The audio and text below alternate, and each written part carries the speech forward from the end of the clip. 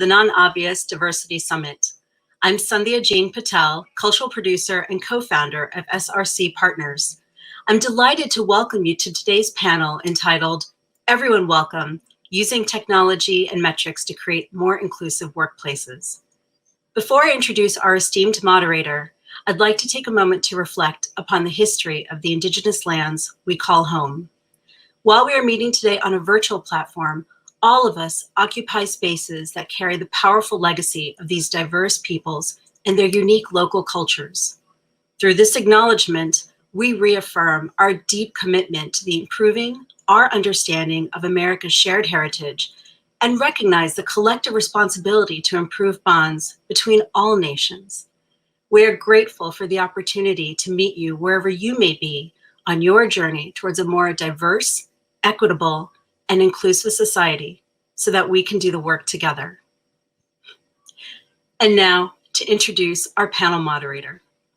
Jennifer Brown envisions inclusive organizations where all of us can thrive. Jennifer is an award-winning entrepreneur, dynamic speaker, and diversity and inclusion expert.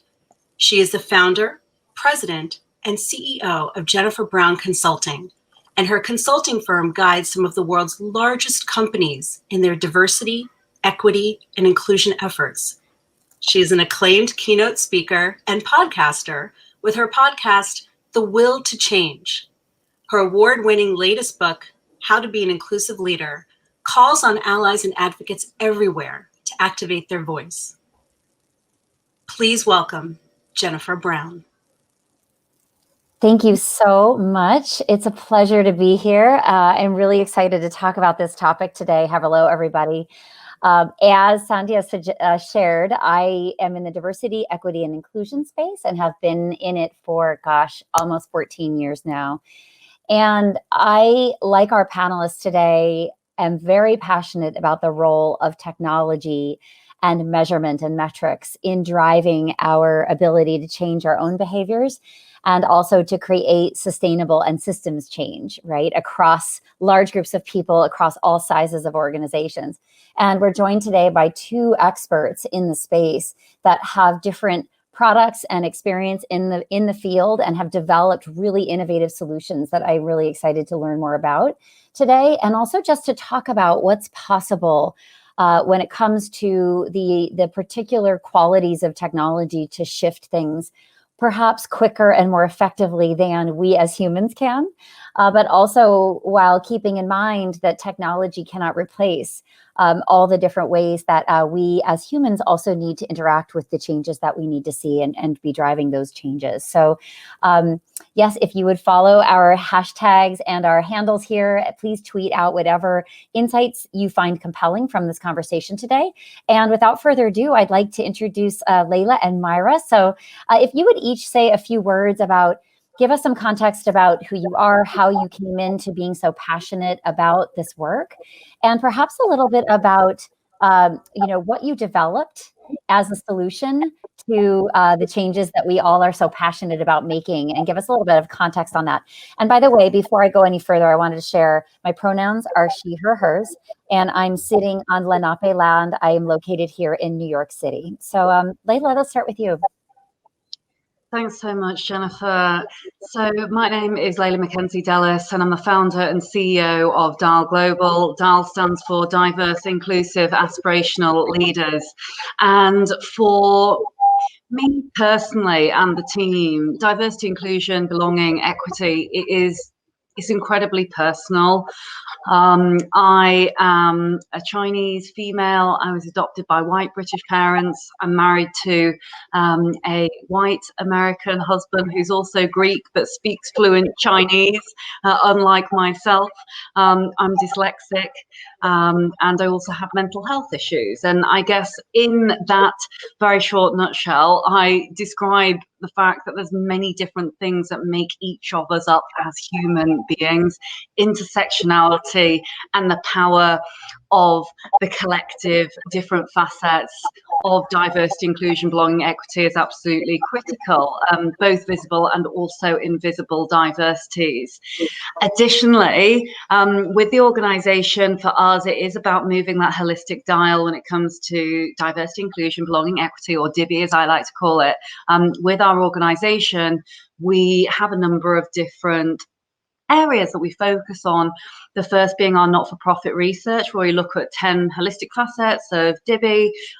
We are assessing at the moment and are the first organisation that has ever looked at these 10 facets across the FTSE 500 in the UK and across the Fortune 500 in the States.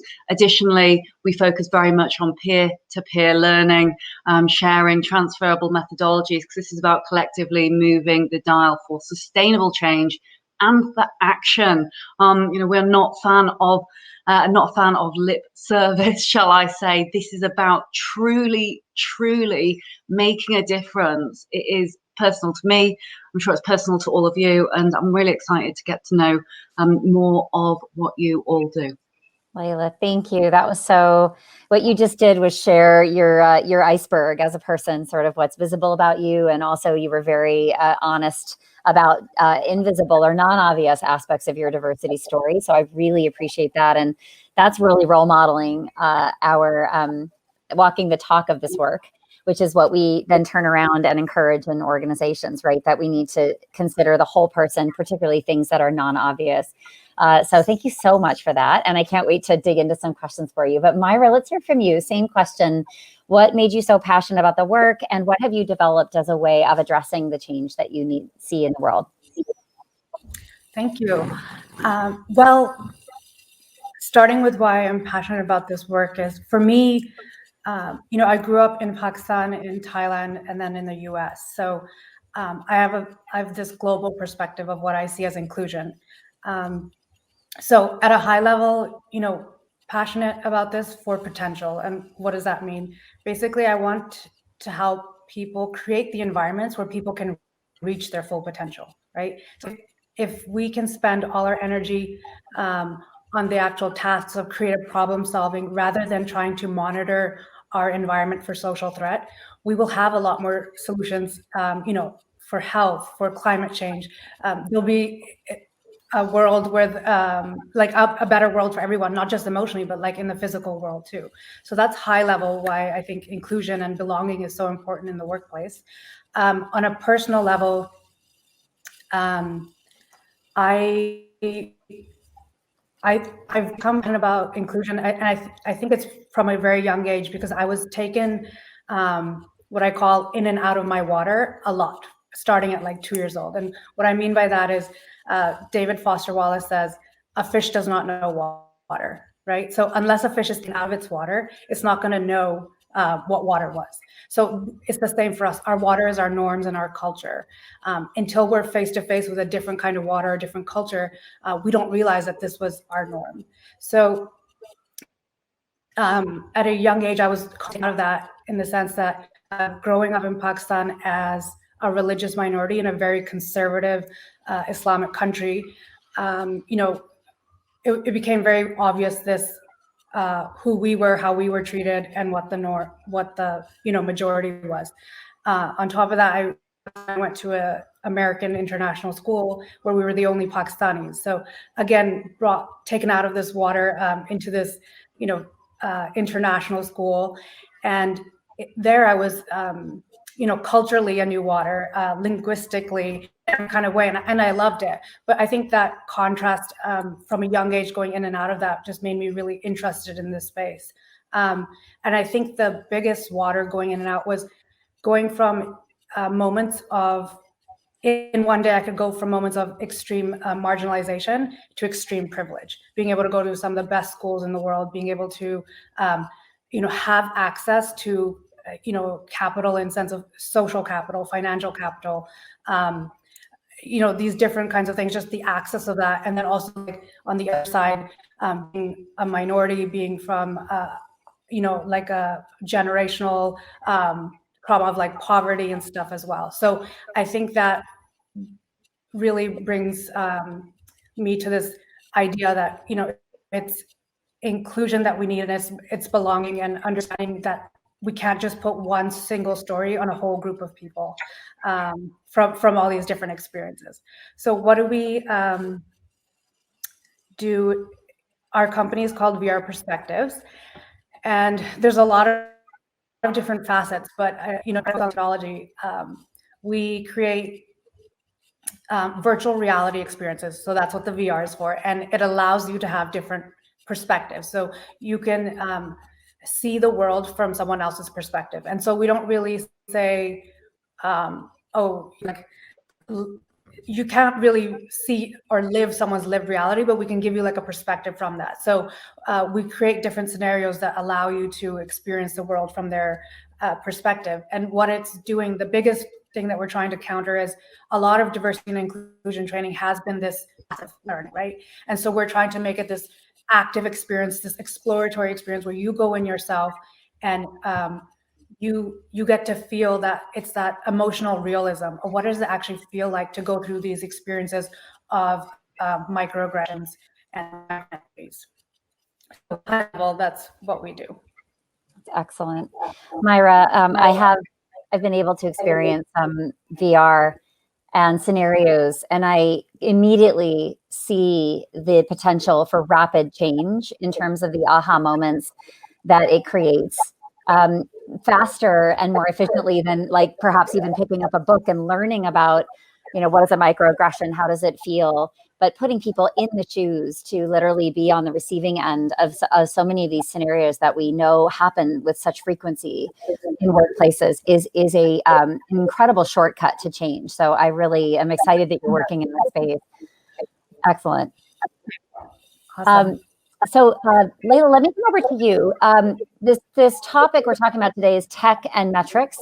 I want to know, and I'm dying to know, sort of what do you measure when you look at the Fortune and the FTSE metrics, what are you actually looking to measure with your solution?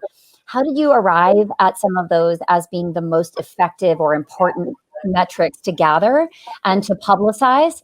And then I think I'm imagining that there's a lot of accountability created then, like once we start to, what gets measured gets done in the business world, like it or not, right? That's not always a good thing. But if we can direct organizations and companies to value something by measuring it and publicizing that, then it makes me more hopeful for a systems change. So can you tell us a little bit about what you chose to measure and what kind of impact it's had?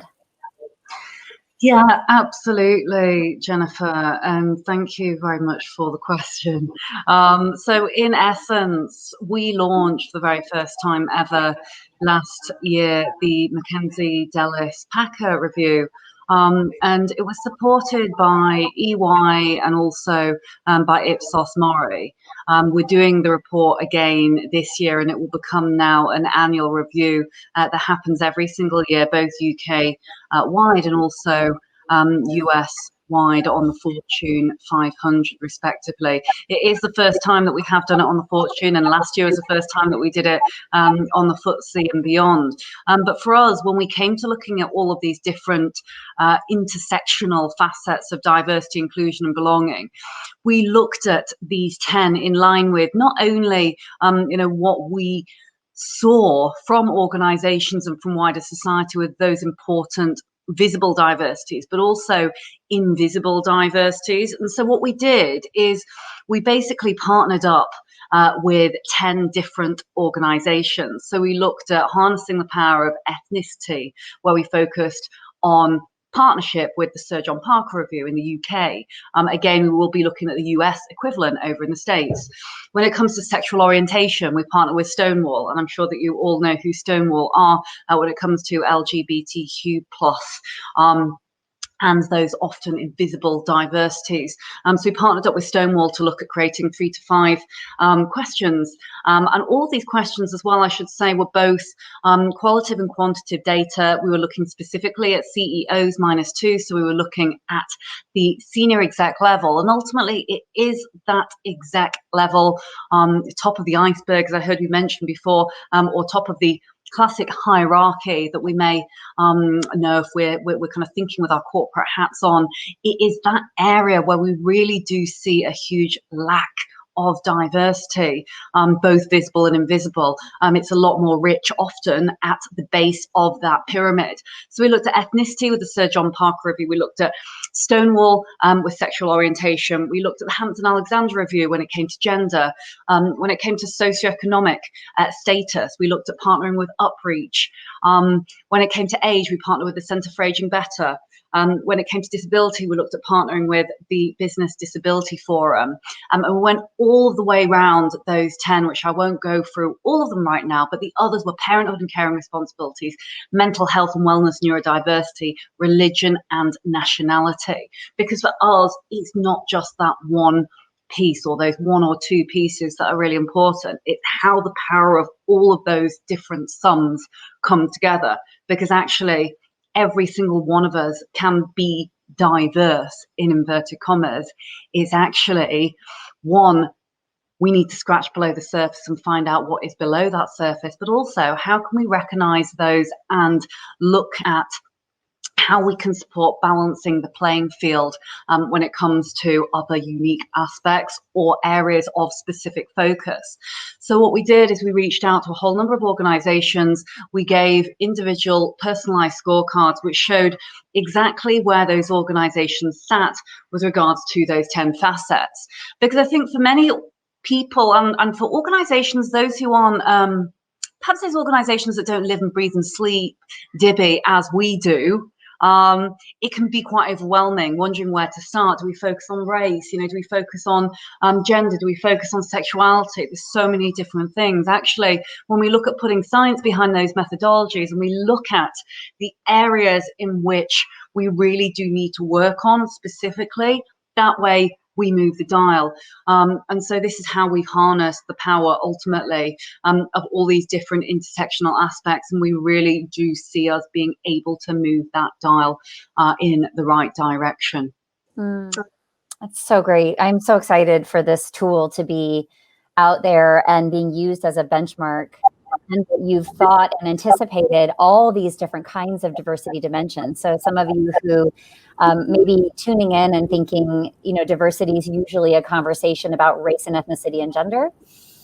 You just heard 10 different kinds of diversity, both visible and invisible, and then considering the intersection between multiples, because we're not one thing. We are many things. And most of who we are is actually invisible, right? In terms of, you just raise things like an invisible disability or parenting and caregiving or an neurodiversity, for example, age, big diversity issue. So, and I also love that you brought the partners to the table as the experts when you were crafting this. The disabilities community says one of my favorite sayings, which is nothing about us without us. And so who we include in this problem solving, in this solution development process, and who determines what success looks like what metrics are we seeking and how do we define those, should be determined by the individuals within those identities, right? And so I applaud that as well. And finally, I just want to say peer pressure is very effective as a change tool. So I'm sure you are enjoying the power that comes with determining what these benchmarks look like, and then having everybody, in the future, everybody will be scrambling to meet those metrics. Everybody will be actually scrambling to exceed, I hope, the requirements, right, that we set down. But the importance of setting things down as a baseline and defining what those are is critical for companies that are sort of, as you say, overwhelmed about where to start. And it feels sort of like endlessly and impossibly complex, when really we all know on this panel it's not. It just, we have to nail it down so that it can be helpful and measured. So I just love that you're taking that on. Myra, I have some questions for you also about VR. Tell me, what are some common scenarios that you have in your products that are, you think, if we could solve for this, it would make a huge difference in people's ability to thrive and not be on the receiving end of all kinds of bias, unconscious, conscious, et cetera. What sorts of, hot topics do you take on in your community? So I'll just start by saying that, the VR for us is just a very small part of our curriculum. And as we were chatting earlier, I have a background in organizational behavior, development. So a lot of what we're doing is it's a full curriculum of what we create, and this is one part of it. But it's a very important part, to your point, of starting that conversation by having different. Sorry, I'm getting a message. Is my mic off, or is it okay? Okay, it's okay.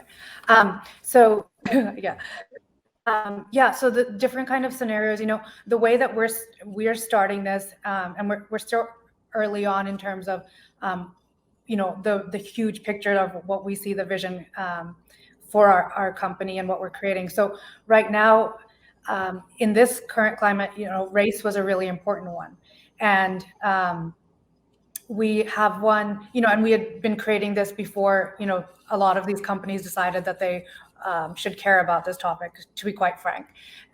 So the way that we create these scenarios, it is the more nuanced thing. So there's a lot of experiences out there that's like the obvious stuff, a day in the life of someone, and it's, what's happening when you become face-to-face with a police officer, or when you're going shopping and someone follows you around.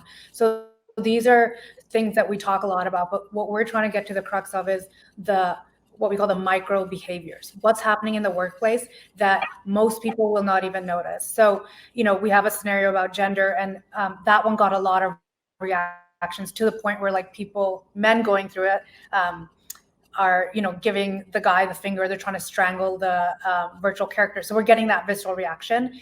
And then when people go through our race one, it's funny because when people of color go through it, they catch everything, right? And we've had a lot of white people or Caucasian people go through it, and they're like, oh, I didn't quite, what were the things, I didn't quite catch them. And then so sometimes they'll come out of it and say oh, that one's not as good as the gender. And it's no, that's exactly what we want, because we're social learners. Now is the time where we sit together and we talk about it. And you'll get to see, you consolidate your learning. What did you notice? What didn't you? And this is where we get to understand oh, if I'm missing this, even in a scenario where I'm supposed to be catching it, I really must be missing it in the workplace. That's so those good. Are the type of scenarios. That is excellent. We used to call those deficit builders in my old training days, where you show a learner all the things that they miss, and then they therefore have the appetite to then buckle down and really learn. So it increases people's appetite and openness to learning. And isn't that amazing? All the things we miss. One of the things I'm passionate about is that when we take our lens off and put other lenses on, as we learn about those other lenses, how can we become more vigilant about monitoring for inclusion? So in every room we're in every conversation, and particularly those of us who are not on the receiving end of the comments, those of us who identify as aspiring allies, the skill set really is to up our awareness, to be able to spot things when we see them or hear them, and then to know what to say or do in those moments, right? So, both of these solutions, I feel interrupt us and stop us in our tracks and make us slow down and really think about the limitations of our cultural lenses and our lenses of identity and all that we don't see or experience. And then I hope, and I know we all agree, I hope this creates action and also, of course, empathy. Sometimes the business world is not very comfortable talking about empathy. It's a difficult conversation to have, but cognitively we can understand these things. And then my hope is that it also deepens into a compassion and an empathy for others' experiences, and then the taking on of responsibility for that, whether we are allies and accomplices or people in affected communities, right? So I just love it, and I wanted to open it up to either one of you to think about. So maybe I'm not a big Fortune 1000 company, Layla, and I can't participate in the index, or maybe I can, but I would love to hear, what is that practical advice you would give wherever a listener in this session sits from an organizational perspective or in that quote unquote hierarchy? Like, what do you want us to know or do based on your research and what you've learned and what you're implementing at the highest levels of organizations, which is so important? Thanks for the question, Jennifer. And I think it's probably quite important for me as well just to mention that the research arm of what we do is just one of the elements. Additionally, we're very, very focused on peer-to-peer learning at Dial Global. Is how can we accelerate that movement of holistic diversity, inclusion, belonging, and equity by sharing our challenges and really harnessing the power of togetherness and transferable methodologies, because ultimately which and whatever place we are at within our diversity journeys, there is a solution and there is something that we can do to take action. And often if that solution exists within another organization that has done it before, whether it be setting up a brand new group for Black and Asian minority ethnic individuals, or whether it is something which is particularly specific to that organization, there will be someone who has got learnings that can be shared across and within that organization and with that individual that may be that may have I guess those challenges. Additionally, we also do our global summits, and for us, it's very much about how can we inspire and educate and motivate as many people as we possibly can. We're doing 3 global virtual summits this year, and I think it's important to mention, especially whilst we're talking about data, we're talking about analytics, we're talking about how the power of technology can really harness, inclusion as a force for good. What I will say is we are streaming out with our next summits to a hugely diverse, in inverted commas, audience. We will have a minimum of 200,000 worldwide live streams into our summit in February, and we hope to increase that drastically with the next 2 summits thereafter. And what we're doing with this is we're making sure that we stream out via publications that would not be your mainstream.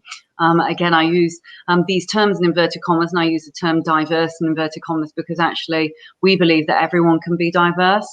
But we're looking at non-mainstream audiences, i.e. you look at things like The Voice, which is a very Black and Asian minority ethnic media publication. We look at Out News Global. It's for LGBTQ plus centric individuals. When you look at technology, and one of our non-executive directors is very, very big in kind of the advertising online media space world. We are told that keywords like Black, like Muslim, these types of words are actually blocked off the internet. And so organizations are not necessarily choosing to consciously or unconsciously market towards these individuals. So it's actually a huge business imperative when it comes to capturing those individuals in the market, really engaging them in the right way using the power of digital technology. So that's something I just thought I would mention there, because not all of us, whether it be us as consumers, online, or even in a pre-COVID world wandering around the shops, not all of us would want to be marketed towards in the same way, because we have different needs, we have different preferences. And so I think it's really important just to mention that when it comes to digital platforms, digital stage, we need to be looking at those diversities of I guess buyers, consumers, those that would engage.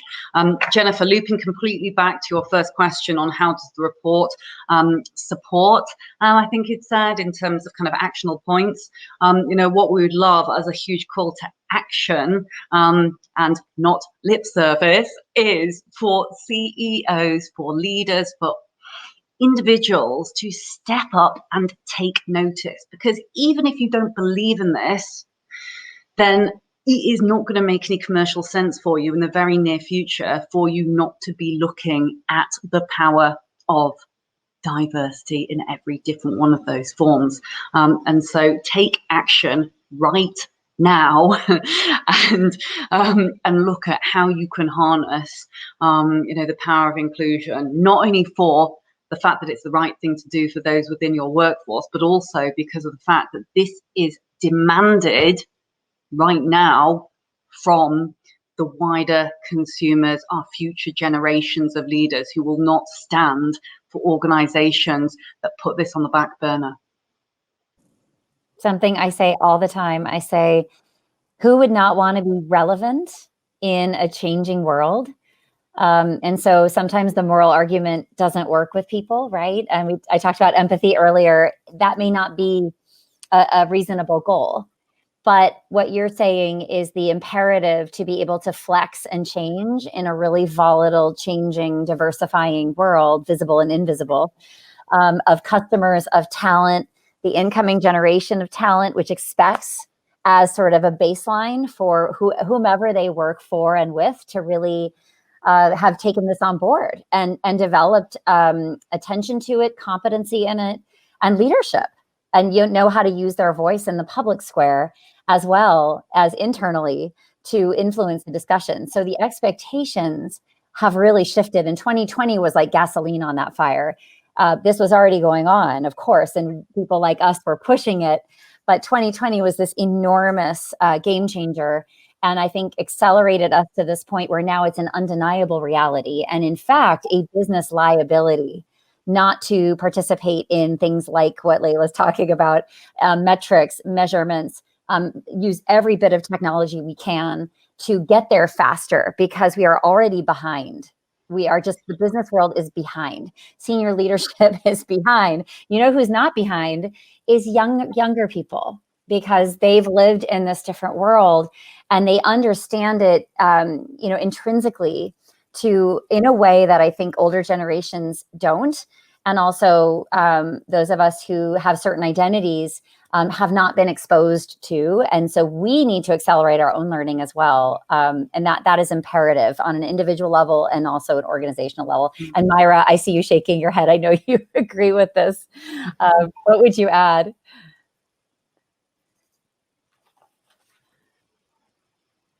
Ooh, I think you're on mute, Myra. He just unmuted me. Great. Yeah, I love everything. Layla, thanks so much for sharing that and everything that you said, Jess, especially for like the younger generation. This is just an expectation. This is what we'll look at in the, in Glassdoor and stuff to be like, is this a company I want to be part of? It's expected now. So we say the same thing to our clients.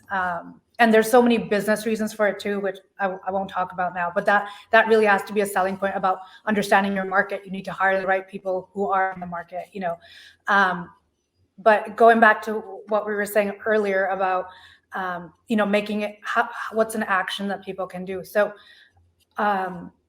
Jennifer, you talked about, empathy, and you talked about, we understand this cognitively, and that's how a lot of trainings are done, right? Like talking about it. And that's what we want to move away from this cognitive understanding to affective. So we go from, you're experiencing this, it's affective. We know it because you're reacting. There's a visceral reaction from going through these experiences. And the way that we create our experiences is very much from research, from neuroscience, from psych, and from just learning science in general. And Jennifer, I think you mentioned this in your book. I'm pretty sure, like Frank Dobbin's research of decades worth of basically why isn't inclusion trainings, why isn't diversity training working, and why is it sometimes even counterproductive? So we address all of this in our curriculum, the way that we talk about it. It has to be active learning, and that's why VR is such a great part, where these CEOs are going through it, and it's fun watching them go through this very active exploratory experience where they get to make their own meaning. And I think that's like the biggest thing is they come out and some of them will say, they take the headset off, and I'll say, like, how did that feel? That's one of the first questions, because we're getting straight to feel. And they'll say, oh, I feel embarrassed. This is what one man said. And I said, why? He said, I do these exact things in my work. So without me having to teach anything, without me having to say anything, he went through an experience, and for himself, that deep learning of understanding that he was doing these things, and now he was on the receiving end of them. So we really try to bring a lot of that in, and we know that there's certain levers of change, and a lot of diversity training that has been done didn't include these things. So I won't go through them now, but that's part of like how we approach this work. And we try to make it very tactical. So coming back to the action point of, yes, awareness is there. Yes, we've been in this loop of unconscious bias action. So we're really trying to shift people over to what we want to call conscious inclusion. So we are consciously inclusive now. It's a positive. And what are you doing to be consciously inclusive? And being able to shine a spotlight on those situations. Slow down and actually like put a spotlight on what those situations are happening every day around you. You're just not noticing them. So that's what the VR scenarios really allow us to do, like slow it down. And now that we sit down and we talk about it together, and we're social learners, we talk about how is this happening in our organization, this experience that you went through, and everyone gets to talk about it in the first person. Like, when I was doing this, he came along, and then he talked over me. And that's what's also really great, because no one has to come. There's no marginalized group that has to come in and share their story every time, and that emotional labor. Now everyone's talking in the first person. So from there, we can get to commitments and actions. So we get very specific. The whole point of this is to be tactical. It's not another one. It's not another awareness training. This is, what are you going to do about it now? And so they leave with commitments and actions, very specific, because now that they've experienced these things. And then we will do that. We called it peer pressure. We call it social accountability. We will check in again and be like, okay, these are the commitments you made. Now at a leadership, in their global leadership meeting of the year, or the quarter, those things will be talked about, and they will have an accountability partner to share with the rest of them. This is what you committed to. This is what she said she would do. This is what the differences are. And so, these are like on the individual level changes, but because they're leaders, because they're managers, and all of us influence in some aspect. So the choices you make to either let a behavior go or not is setting a norm, right? And so I say that to my leaders, just as much as you let that dude talk over that female in the meeting, not pointing that out, you're saying that that's okay now. So we try to get examples like this. So they may be working on small things, but in their teams, it's changing the culture. And that's really how culture change happens, right? I just love that you two ended up being in this discussion, because these are two complementary pieces to the puzzle of change. That what each of you is providing is that, accountability, determining metrics, learning peer-to-peer. And then Myra, the sort of, I would say that lived or kinesthetic experience that equips you and motivates you to raise that awareness, and then to be able to achieve the metrics that we are setting out as a field. Like, this is what success looks like. Because so much of the time it's like, I get it, but then how do I get there is the question I get. And that's where I live. And that's so, that's a tricky one, because we all learn differently. We're different styles of learners. We're all starting from different places. And so we've got to be very creative in terms of how we motivate behavior change and accountability. It's not a one size fits all with this work, which I find amazing, because it keeps me extremely challenged and creative to think about what would motivate and unlock somebody to lead on this, what would unlock their journey, et cetera. So yes, Layla, I'll let you finish it up, Layla, because we're almost out of time, but I'll give you the last word. Oh, apologies. I didn't. All I was going to say, and I'll keep it super, super brief, because I know that we're on a tight time window. I was just going to say I absolutely love what both of you said, and Myra in particular. I absolutely agree that the way forward is conscious inclusion. There's so much research out there right now that says unconscious bias training, it doesn't work. Conscious inclusion is the way forward, and ultimately how people feel is that way forward. Jennifer, you mentioned empathy, which I just think is absolutely heart and soul of our future. It is about how you make people feel. No one remembers who you were, where you were at, what you said, but they remember how you made them feel. And so that is the core aspect of, if you can tap into that, that is what ultimately makes the difference, because it resonates with, how you have felt, whether it be left out or, that you don't belong in that certain situation. And, I really do think that the future belongs to those empathetic leaders, because it's the only thing that can't be automated right now, right? In a world full of digital technology right now, Alexa cannot automate the exact human empathetic behaviors. It is what ultimately differentiates us. So hopefully gone are the white ivory towers of that hierarchical leadership of the past, and hello to empathetic, more human-led workplaces.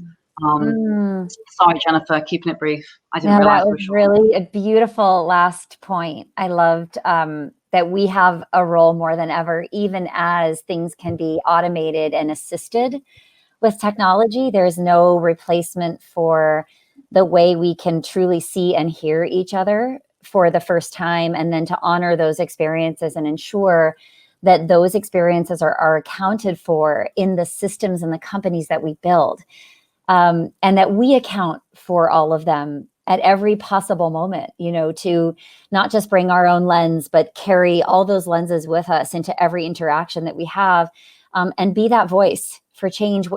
Sometimes we're the only voice in that room, and it is up to us. And so it's just I think we're on the precipice of some really amazing progress. And I hate to run out of time with both of you. I know we could talk forever, but I think we will be sharing information on your companies, your work, how to get in touch with you, how to follow and support your work and take advantage of it. And I really especially appreciate the practical tips you've shared today with us. So thank you both for joining us. Thank you. Thanks so much, Jennifer. Great to see you again. And Myra, really lovely to meet you. You're both game changers, so appreciate the time. Thank you. Thank you so much. I really enjoyed this conversation. Thank you. Hi, everyone. It's Jennifer Brown here again, and we have a really special addition to the conversation that I was privileged to have the other day on the topic of inclusion and equity with technology and metrics. And I have somebody here today that's a friend and a co-presenter, a frequent co-presenter. Hi, Natalie, and welcome to this conversation. Hi, Jennifer. Hi, everybody. Thank you so much for having me and including me in this conversation. Of course, of course.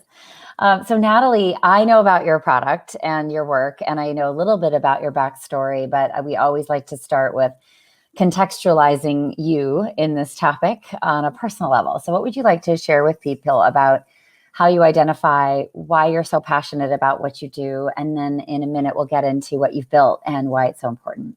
Cool. Yeah. So hi, everyone. Again, my name is Natalie Egan. And just for clarity, my pronouns are she, her, and hers. And I'm the CEO and founder of Translator, where we build diversity, equity, and inclusion analytics software for corporations, schools, and nonprofits.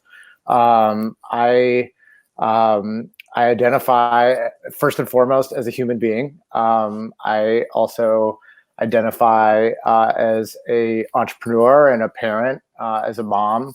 I identify as an artist and then a runner, and I also happen to identify as transgender. So that's kind of like a sub note to me. But all those other, that's all really important in terms of the intersectional, like who is Natalie. But I'm a serial entrepreneur. I've been trying to start businesses and help people and solve problems and make a little bit of money on the side since I was about 5 years old. And Translator is my second major venture capital-backed tech business. My previous company I founded prior to my transition. So also in HR tech, it was a company called People Links. And very different company from a management perspective, like, very different culture. Very sort of like, if I had to sort of like sum it up, it would be like toxic masculinity and bro culture. I mean, that was my personal brand as well. And that's all part of the repression of my identity. And we could talk about that for quite some time, but I know we don't have a lot of time today. But, when I came out as a transgender woman, the sort of long story short is that I experienced bias, discrimination, and hatred for the first time in my life at like age 38. Prior to that, I lived in a bubble of white male privilege with access and resources and, just had very little self-awareness, understanding of my own identity and who I was. And so when I came out, I just had this really big eye-opening moment where I was like, wow, this is a lot worse than I thought. Being marginalized, I sort of academically or theoretically knew what it might be like, but I realized that I just had sympathy for people, not empathy. And so my journey to becoming Natalie, I oftentimes talk about as my journey to empathy. And, I decided to use my privilege, my experience, and, this opportunity to create technology to help us understand each other better. And really what I discovered very early on is that we can't understand each other better until we understand ourselves first. And so that's really the core of what our technology is focused on, is like helping people with self-awareness. So that's kind of like a little bit of the backstory, like very quickly. And that's how we kind of got here. But yeah, it's really great to be in this conversation. So Natalie, I love all the pieces and how they tie in and lead you to this. And, your product does indeed so much build empathy, I think, and starts with the self-discovery and opens up a lot of minds and hearts, particularly to privilege, which is something obviously I focus a ton on in my teaching and facilitation, and really a key, I think, to unlock change and unlock change agents, which is what I know you and I really care so much about, is sort of equipping people with greater understanding and also motivation to step in and do more and utilize whatever we have, right? Whatever is our makeup and all the pieces of us, marginalized identities and identities of privilege and everything in between, to marshal all that in influencing systems around us to change. Right. So thank you for sharing that. And I omitted my, by the way, and be her, there wasn't enough room to put that in our bio of identify as cisgender woman and also queer woman. So you and I share a community, but we have sort of a massive difference in terms of how we identify gender identity wise.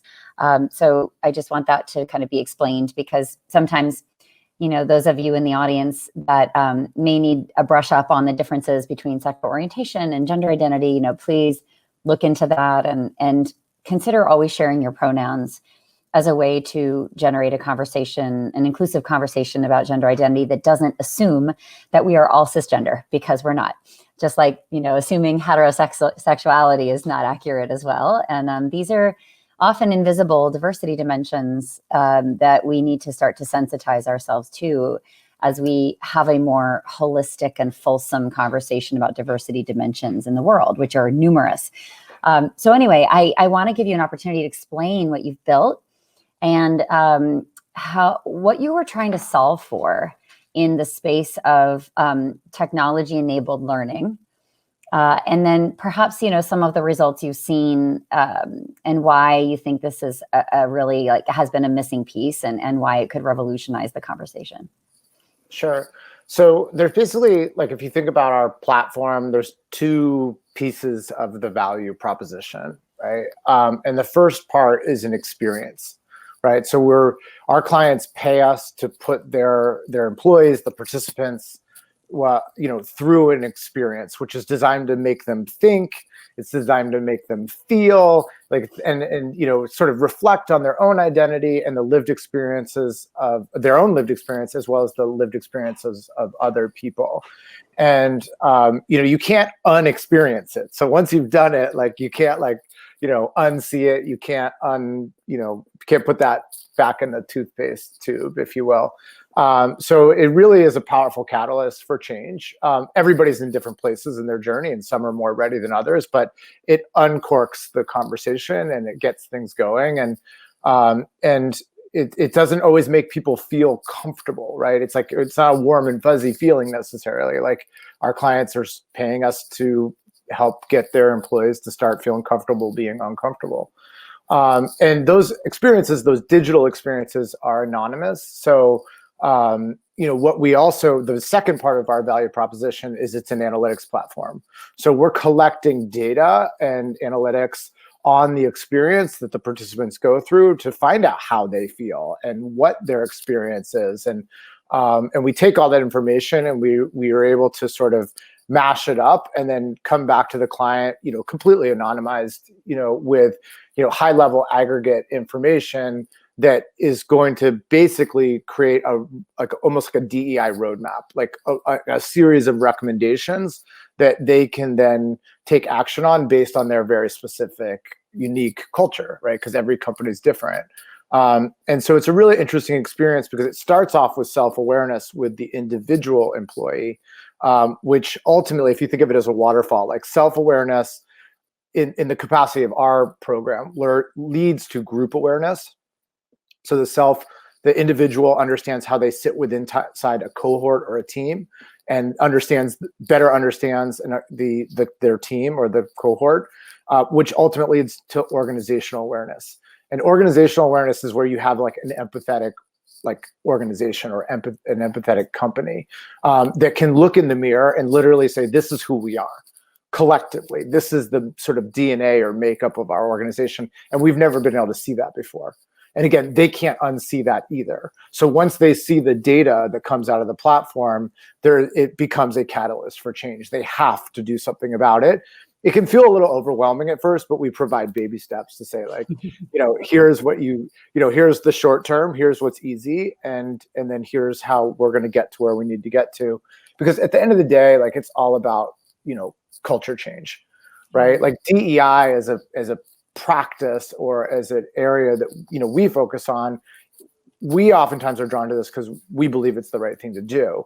But the byproduct of great DEI work is also better culture, and better culture has ROI.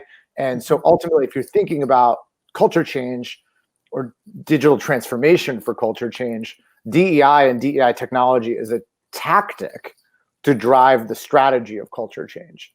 And so it's pretty exciting stuff. That's awesome. And I just want to describe, because I've been participating in your process. It's so cool because there's something called the privilege walk, which some folks may have participated in that are listening into this, where you might know about it. It's take a step forward if you grew up in a household with more than 50 books. Take a step backward if you feared, violence in public based on expressing, love for somebody of a certain gender. And so over time with a group that starts lined up, we sort of separate with steps forward and steps back from each other. And you end up with people all over the room from the very, very front, which I'm always in the very front. Many, many, many privileges that I have been born into, that I'm hoping to, that I am activating every single day, every moment of every day that I can. And also people in the way back. And the emotional response in groups it's intense because it's just so, it's right in front of you and you've never really realized the either the headwinds or the tailwinds that you've experienced in your life based on identity and the kinds of circumstances that you were born into, right? So those are both innate aspects of diversity and acquired aspects of diversity. And these two things make up kind of how we operate in the world and how the world experiences us, and either provides us headwinds or tailwinds, right? And then, how do we think about that? Are we proud of our adversity? Are we ashamed of our privilege?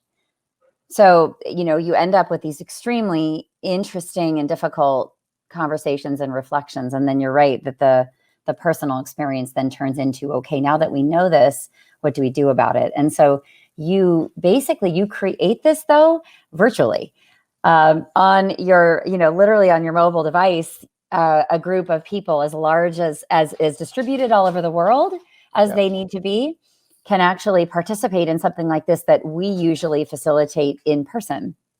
And so talk about being ready for the pandemic. Natalie, you were like on point. So now you can do this for thousands of people at once globally and collect this information about how we identify. And then that becomes kind of an engine for understanding for organizations to say, where do we need to apply more education? Where do we, what's the sort of aggregate picture of how we understand each other and our own place in the system? And then where do we need to support people to build a more inclusive culture so that we will never be able to bring the line back together? It's not that's not the goal. Our lives are our lives, right? But it is increasing empathy and then activating, I think, around our identities in solidarity with others is where really the rubber hits the road. And that's how empathetic organizations are created ultimately. Yeah. So, I think you explained it very well. I mean, basically we've taken, and this is what the core of our platform does, is we take old school DEI exercises that are critical to the learning experience in an in-person facilitated session, which could be, like you said, the walk of privilege. It could be, an exercise that's done on a piece of paper, or you stick a sticky note on the wall if you agree with this statement. And we basically digitized all of these exercises. So the walk of privilege is one of many that we've sort of created, in a virtual environment, like you said. So instead of stepping forward, you swipe forward on your phone. And it's anonymous and it's, private, and it allows for you to reflect on your own identity without being otherized or, ashamed or, traumatized. I mean, there's so many experiences and emotions people can have when they understand both their privilege and their marginalization. And so for some people, it's really validating, right? It's like, I knew this. Or for some people, it's a really big surprise. For some people, it's like, oh my God, like this is why I'm so exhausted all the time, right? Because I'm in the back of the room and I didn't realize it, or I did know it, but I now see the delta is so big. And so that allows for individuals and organizations to take action. But we have other modules as well, which are really exciting, which I would love for you to see, Jennifer. And the whole platform has been rebooted, so it's really quite elegant and beautiful now, versus the old version, which was a little bit more of an MVP, minimum viable product, for people out there that don't know that acronym. But kind of ugly, but it worked. No, it worked. It's great, and the concept is what's so important. It's so exciting to see it work. It's really cool.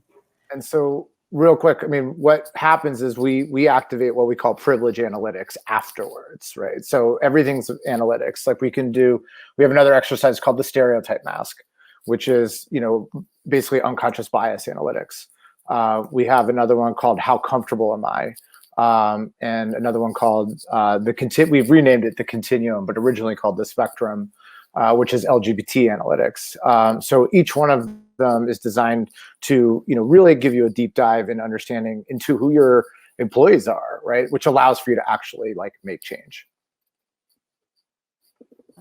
That's fabulous. And I know we're almost out of time, but I do want to give you an opportunity to direct people to learning more about your work. But I think I just am such a fan, as you know, Natalie, of what you've built. It's really, did we lose you for a second? Yeah, but it seems like my battery is dying and I just didn't want to actually have it. So give me 1 second. Yes, take your time. Okay, plug back in. And I will rave about you while you're doing that. Okay. No, it's good. Anyway, and so, I think this conversation and a tool that aggregates this kind of information and does it confidentially. You bring up a really interesting thing about the sensitivity of this exercise. When you do it in person, it's so difficult and so intense because you're participating and having this aha moment about where you fit, I suppose. But you're doing it in front of a lot of other people, and that is what makes it so delicate and really tricky to facilitate. I always tell people, I write about the exercise in my second book, and I get a lot of questions about should we run this in my organization? And I say, make sure you have a really skilled facilitator, because it's very emotional for people. That it brings up a lot of things, and then they don't kind of know where to go from there. Right. So when you open up that Pandora's box of learning and you tap on something that's so sacred and previously probably hidden and never named, and certainly never seen in public in front of peers, for example, in a working group or whatever. So, but the ability to swipe left and swipe right is so perfect on so many levels. It's so 2021, and it's the next generation of learning. And so I'm really excited about how the learning space is evolving, and I think you're really charting some new territory. So just to wrap up, let people know where to find you, how to get in touch with you to learn more. Yeah, so just again, my name's Natalie Egan. You can find me on social media at Natalie J Egan. My middle initial is J, like Jane. So most social media like LinkedIn, Instagram, things like that. And then you can find my company at translator.company. So www.translator.company. So it's COMPANY. It's not .com, it's .company. And yeah, you can direct message me on all the social media platforms. My email is Natalie at translator.company. So just my first name at translator.company. And I'd love to hear from you all, and I really appreciate the opportunity to be a part of this conversation. And Jennifer, thank you for like adding this little like addendum to the end with me. I appreciate it. And Absolutely. yeah, thank you, everybody. Wonderful. Thank you, and thanks everybody for joining us. We appreciate it. Thanks for tuning in.